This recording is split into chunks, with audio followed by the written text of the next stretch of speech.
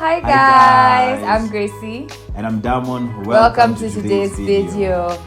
Hi everybody, how has your week been? We have had an amazing week, is it? Yep. We've had an amazing week. We are so excited to be able to be seated on this side, sharing with you our heart and just sharing with you the fun side of us. Yeah. I think you get to just experience the very serious side of us, but we get to do this and share the fun side of us. Yeah. We are privileged. We are really excited about. I think we decided that we're going to be sharing one thing that happened that was exciting for us for the week, and one thing that has happened for us this week is that we were privileged to be on a show that we have always enjoyed to watch, and now being on the other side was such a privilege. We will be sharing with you as soon as it comes out. That has really been exciting for you. How was that for you? It was really good for me. I really had fun. Yeah.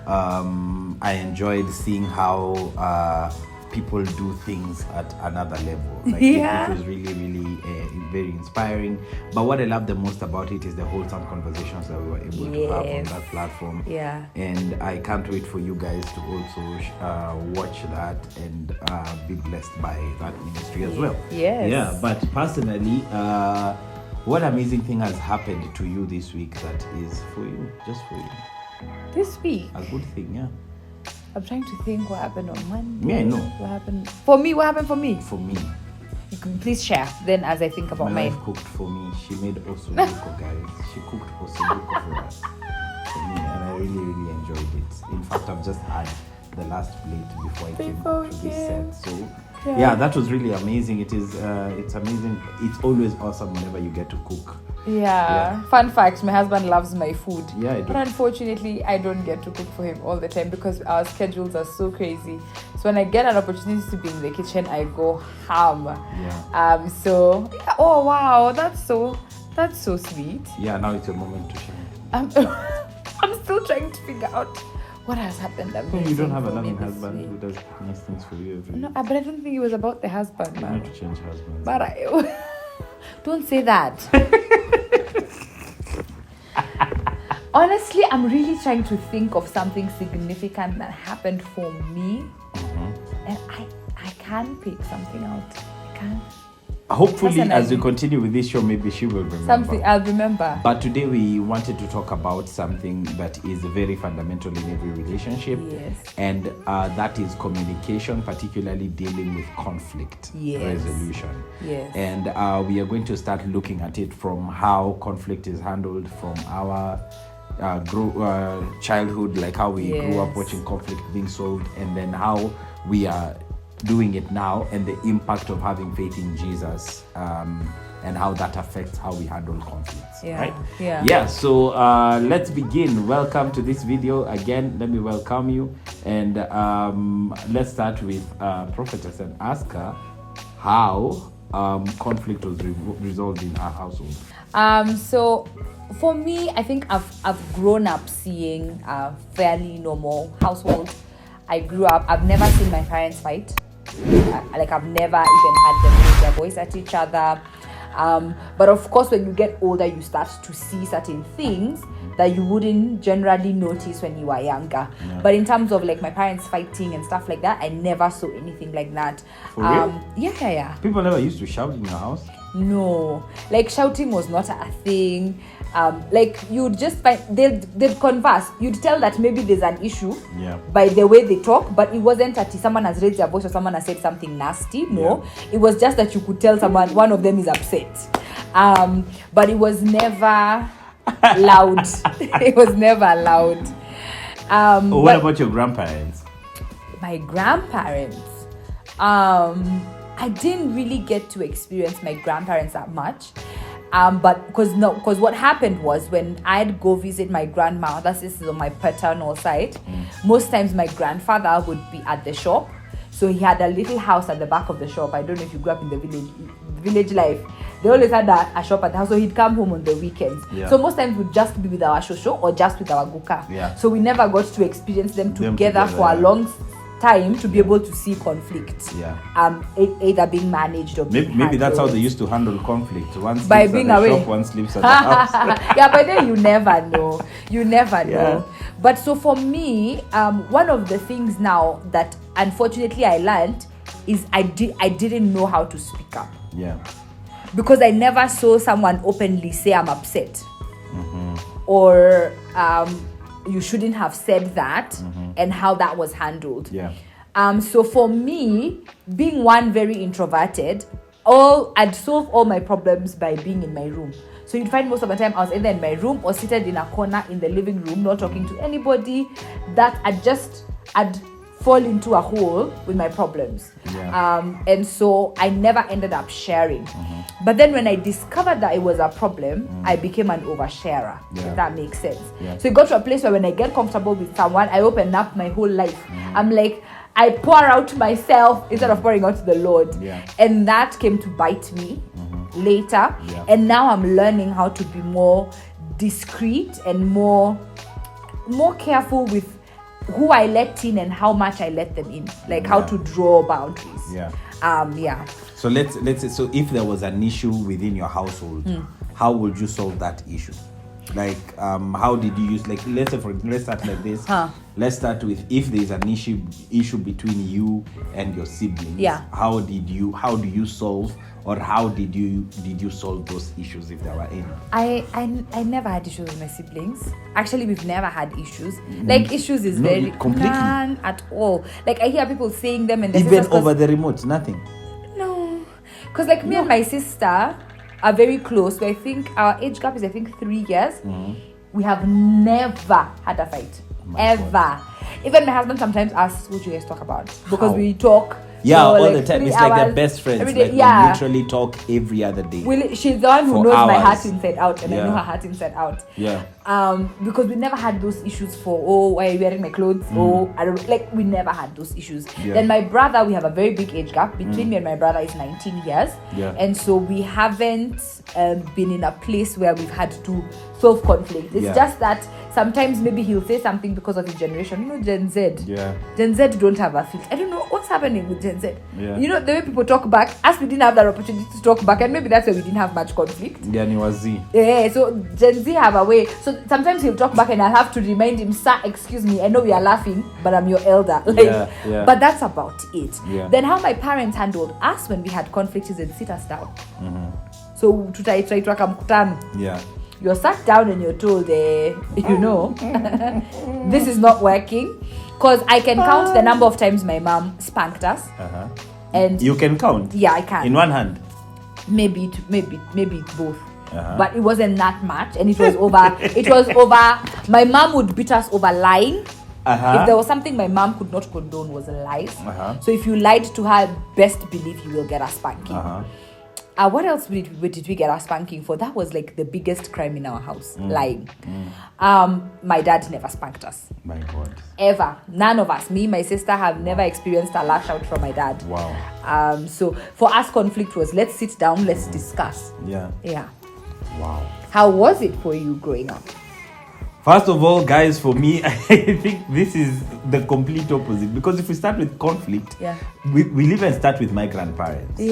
My grandmother, my mother's mother, I once saw her beat my father's father. My grandmother's mother beat my father's father with a bucket. Wow. They are kicking her out of our house. Yeah, I'm serious. And then eventually my grandfather, my father's father, had to take cows to my mother's mother to apologize for it. They were not supposed to do that.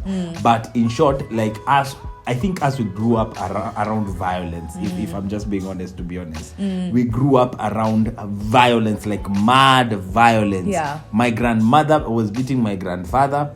My grandfather was, I don't know, like my uncles were fighting each other. Things like that. And then we grew up in Masailand. So in Masailand, if you have a beef with anyone, or if you have an issue with someone who is your age, you don't talk much. We don't need to talk. You have beef with me. I have beef with you. We are going to solve it. We handle it. So how they do it is they actually prepare a battle. Oh, wow. Yeah. So they get, there's something we call Jivishivi in Masai. Masai is known Jivishivi. It's how should I call it? It's Akiboko, rafimbo, what is that in English? I don't know. A rod. stick that is still wet. That is so strong, it doesn't break when it hits someone. But then it's so flaccid that it can be able to move. Okay. So it's like those speedo. Were you bitten with those speedo pens? There was these speedo pens that were this long. Speedo pens. And so you guys were being bitten by pens. And they were flexible. I don't know where they got them from. It was a regular speedo pen. Mm-hmm. You've seen a speedo pen. One that has lines like this on it. Yeah. So there was one that was long and it was flexible. Yeah, something like that. So it's like that, yeah. So it doesn't break. Yeah, something like that. It doesn't break. Yeah. So what you do is you beat one another until one of the party runs. Until one of the party runs. Like that's what you do. So you hit, I hit, you hit, I hit, you hit, I hit. Until the one who will run. So that's and then that defeated. will be the victory to say that you ran. Yeah. Yeah, you understand? So I won. Yeah, so I won because you ran. That's how we dealt with our cousins. That's how we dealt with everyone around us. Like that's the environment we grew up in. Yeah. Then my parents were my mom, first of all, I love her. But my mom would beat my mom would beat us. But I think our younger siblings have not experienced that kind of wrath. Like I think for them, they've had it easier. But the three of us, and I think a little bit of as we were beaten. I think I've questioned whether my mother is my mother a couple of times. If you've never of the whiplash. Have you guys ever had a situation as a child where you're beaten until you start thinking and believing in your head that I must be adopted? There can't be any other explanation. Yeah. In this house, I was adopted. But that's how we solve issues in my household. Now, you come to me and my siblings, my older siblings now. So we would fight over everything. Yeah. Literally, I mean everything. Yeah. We would fight over the remote. We would fight over avocado. We would avocado fights were serious in our house. Yeah. Yeah, we would fight over like just everything that anyone can fight over. Yeah. And especially when we used to fight over the TV, we used to grab the TV and say, I'm going to break it. I'm going to break it. So the other day, one of my brothers came to my house and then they were telling me, see, we break this one also. We want to break it the way I was saying it when I was a child. Yeah. That's how so for me, my mother has beaten me many times. Yeah. My dad has also beaten me.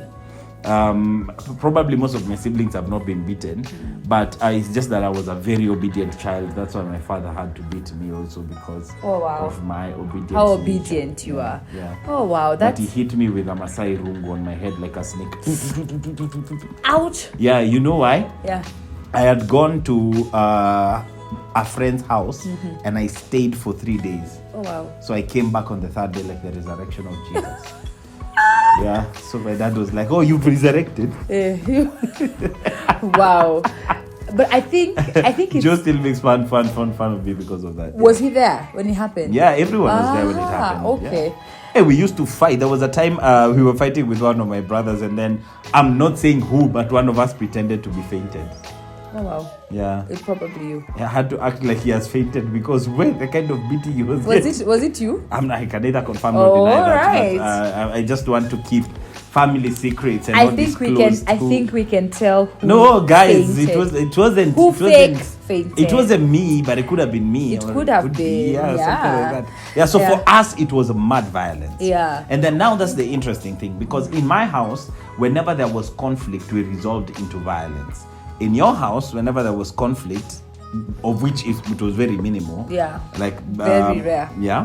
Like, hey, I still do. I think it's a miracle. Very when rare. you say that you and your sister have never fought. We've never fought. But just like you said, it's very interesting that now two people from those two diverse worlds come together and get married. Yes. And now have to start a home and figure out how they're solving conflict. Yeah. Amongst them. Yeah. So, question. Yeah. How do you think or how have you observed I solve conflict? Like, how do I handle conflict? You do what I used to do. What? You retract. So if there's an issue, you don't want to talk about it. Yeah. You want your space. But most times usually I say, let me think about it. Yeah. But so you retract, you go away, and I have to wait until you're ready to speak about it. Yeah. That is how you handle it. How do I handle it? That's what I said. Yeah. Also, for you, I would say that you like to talk about everything. Yes. And for me, you see, in our house, we used to solve conflicts with a lot of noise, a lot of violence. Yeah. But now I think with the change of environment, change of faith, coming to Jesus, and then being married, it becomes difficult for me to handle, it doesn't become difficult. I am no longer that person. I think because of growth and because of maturity, right? And then also you are a person that I love. So whenever there is conflict, for me, I never want to think about handling it the way we used to handle it in my household. Because my household was handled with a lot of violence, a lot of noise, and hurtful things would be said or hands would be thrown. Yeah. But now I can no longer do that. So for me, I developed a coping mechanism, which was to withdraw myself and to avoid conflict at whatever cost. That is true. Yeah. So everywhere I have gone, and everywhere, even in high school, in other environments other than home, and I think home it's because that's the environment, right? And it's nobody's fault, because if my grandparents were beating each other, we cannot fault our parents for using violence to discipline us, and that's what they knew, because back then, I don't know if your parents kept that class, because they were being taught in church that if you spare the rod, you spoil the child. Yeah, so but we were never taught how far is too far, or how much to use that whip, unfortunately. So other people were beaten more than others, but we turned out okay. So for me, solving conflicts in our household, I've always avoided issues, because that's how I've always coped, and that's how I've always handled things. But the reality is, conflict will always be there. It will, always. As long as you're living with someone, conflict will always be there. Yes. What is one of the conflicts moments that we've had that you can remember, maybe you'd like to share? A conflict moment that we've had, I would say... Our biggest fight. Have we ever fought? Have we? I don't think we have. I think we've had misunderstandings, and just like you said, you retract, and then we have to wait until you're ready to have the conversation or discuss, and it goes without saying. So one of the biggest ones we had was concerning, I think, the kids going to school. Because I think for me, I love order, and if by now you know my husband does not care for order, it's just how he is. Like him, if the spur of the moment tells him this is what we're doing, that's what organized he's chaos. gonna. That's thank you, organized chaos. So you will find that I as soon as we gave birth, I was like, we need to start planning. What school are the kids going to? I even started telling him we need to start going to look for schools, because I know that there are certain schools where you have to be on the list, on a waiting list. And I used to be told, as soon as you give birth, you go looking for schools and get on the list so that you get a space. So I'd want to bring up the conversations of what school are kids going to and stuff like that. And every time I'd bring it up, he'd be like, we'll talk about it. And then I'd give him time. Time is here nearly 5 months. Then I'll bring it up after 5 months, and he's like, I'm still not ready to talk about it. And so I'd always ask him, so when will you be ready to have this conversation? And it actually became a very big thing, because I remember at some point when we were at therapy, because we've talked about going to therapy openly. When we just got married, we used to go to therapy. So I brought it up at therapy. I was like, this guy does not want to discuss our children's future. Of course, I was being dramatic, but in my head, I felt that, why can't we just discuss and agree on this one thing? And so it became that now I'm not going to talk about it. Now I withdrew completely and said, I'm leaving it to you. If anything, you're also a parent, you can figure it out. Because clearly, us having the conversation is not going to work. So let me leave the burden to you. Whatever direction you choose to go, we shall go. Do you agree? Has been one of the... I agree. I agree. Yeah. And did you find out, or did you eventually know that you withdrawing was a form of punishment while resolving that conflict? A form of punishment for who?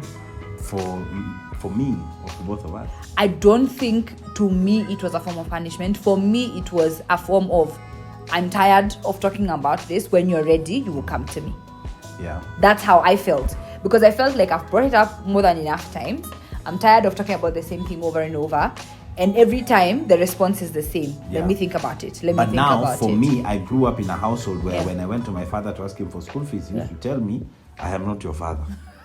God is your father. You pray and ask him, and God is going to provide. And for sure, God did provide. Yeah. Right? Yeah. Number 2, I went to Kandengwa Primary School. And my English is quite okay. Well. Right? Yeah. And you understand? Like, I did well for myself. Yeah. So for me also, it's that thing of, I don't want to pressure myself into taking my kids to expensive schools that it's going to be a problem for me to, like, maybe, like, you know, like, money. So, like, to take them to an expensive school that will have to struggle to pay, struggle to maintain a lifestyle, struggle to do all these things. So for me, those ones for what is the government age for children to go to school? No, but I don't. Let them go to school when the government says they should go. But I don't think I was coming from a point of they need to go to an expensive school. Let's pick a school. I get you. And start knowing what even is the range of but school the schools fees. Let's start the schools that planning. The schools that Grace was looking for, I can tell you for sure. Did you hear her saying schools that people have to be on a waiting list for like a year? The thing is, and you see, and that is why people need to understand that marriage is not what it looks like on the outside. Marriage is so much bigger than the wedding day. Yeah. Because these are two worlds coming together. Yeah. Me, I grew up, I went to a kindergarten called Nyeri Kindergarten. Nyeri Kindergarten was like the poshest kindergarten in Nyeri. Like the poshest for we didn't used to wear uniform. You know? Shule yenye watu wear uniform ni shule posh. Yeah. So I went to Nyeri Kindergarten. English was Englishing. Yeah. Then after that, I went to they Mount were Kenya. Kenya. Yeah, so I went to Mount Kenya Academy. And then I moved schools to a different private school, but it was nearby. It was called Nyeri Good Shepherd. And I remember when I went to Nyeri Good Shepherd, people asked me, where did you come from? And I said Mount Kenya, and they all laughed at me. And I was like, what's the problem? Who calls Kenya? Kenya. Hey, I learned that day that Kenya is not Kenya. You know, like, because in Mount Kenya, we had teachers from the United States, like, our English was Englishing. So I have grown up in a totally different world from the world he grew up in. Yeah. And now we have to come, we need to find a middle ground. Yeah. We actually need to come together and be like, what's the middle ground? Ask me about my kindergarten experience.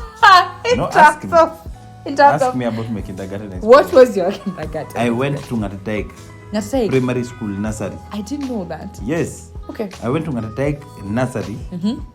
Our nursery was Mabati structures, close to the gate. Then there was now the other school that was made with stones and all those things. We had to go to school with 1 kuni and 5 liters of water. Kuni tinania? Ya kupikiwa lunch. 5 liters for a kindergarten kid? How do you... Can you imagine rain carrying 5 liters? What are you going to do? There is no water in school. If you need to drink water and they need to cook with that same water, so you bring your 5 liters to school.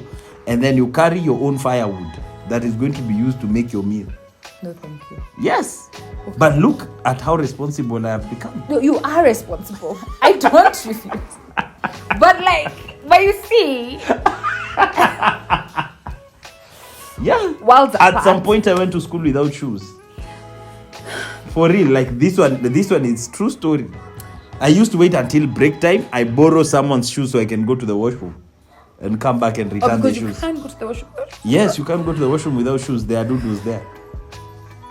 Do you know that? Doodles, big maggots. Yes, maggots. It's not a toilet like you guys. No, I know. Like, I went to public school. Yeah. I went to Bishop Gatimu Gandu Girls. Bishop Gatimu Gandu Girls has a what is it Yes, called? the pit latrines. With maggots. Yes. Not ablution. Where we used to leave our sweaters outside because if you enter with the sweater, it will smell the whole afternoon. Yeah, so we're digressing. Now we are coming back to conflict. So lessons that we have learned about conflict and conflict resolution. And we're still learning.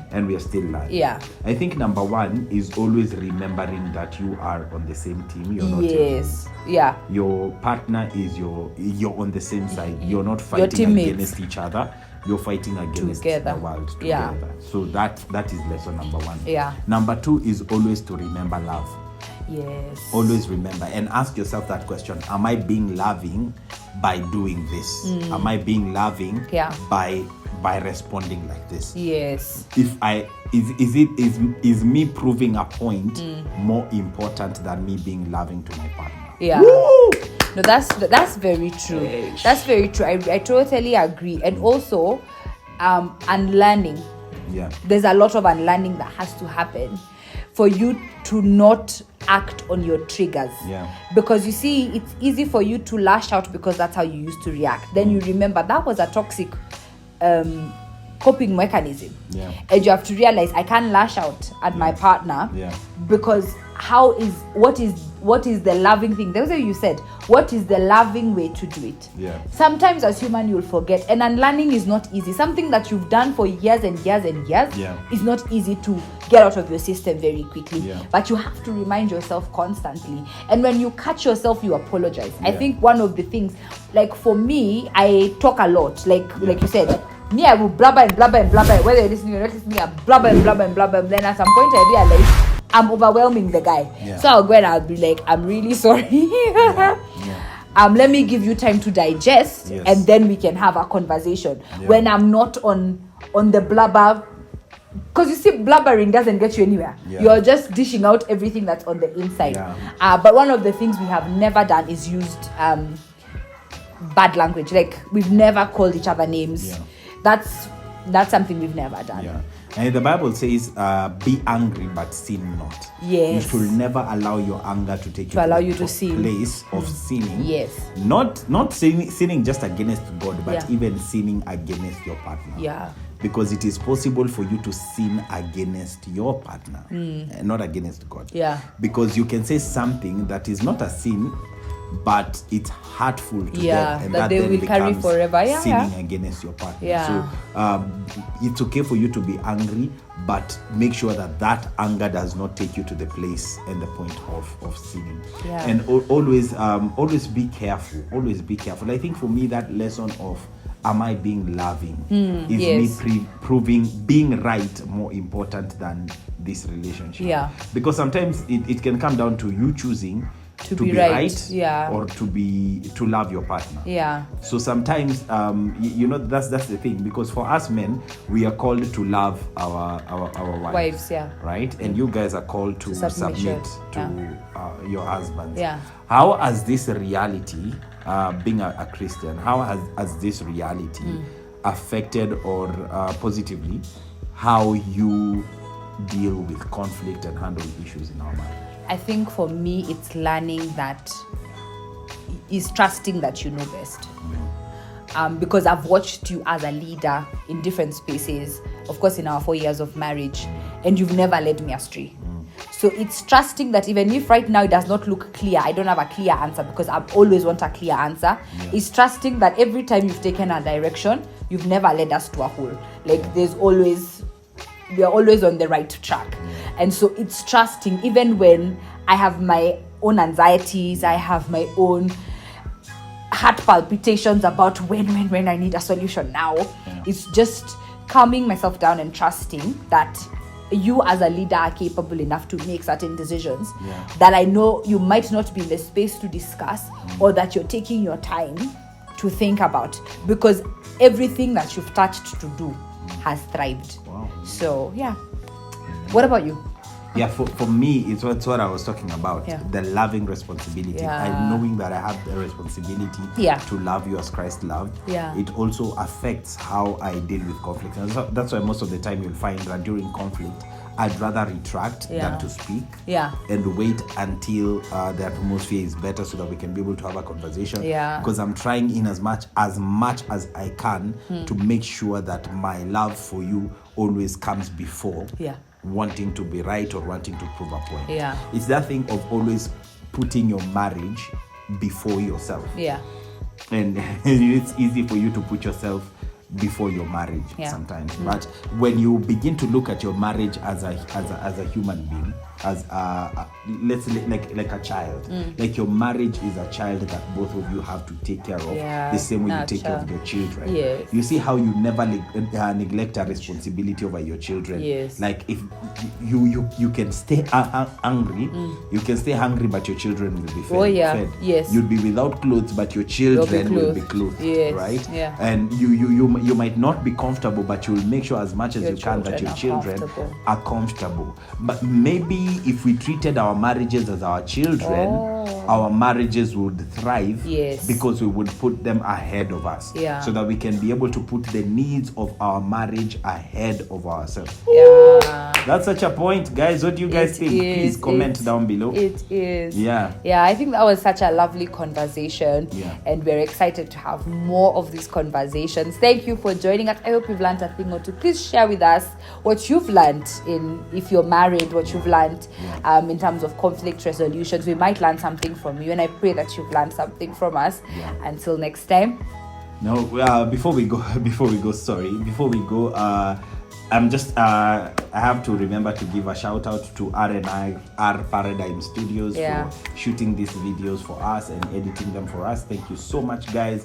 We really appreciate your effort. You can follow them, guys, on Instagram and support them. They do photography, videography, wedding shoots, what else? All kinds of shoots. Whatever you have, you can always reach out to them and they'll be happy to serve you. And also, I encourage you, if you've not subscribed yet to this channel, please subscribe down below, and then like the video as well, and just drop a comment. Whatever it is that you write down, just write down a comment.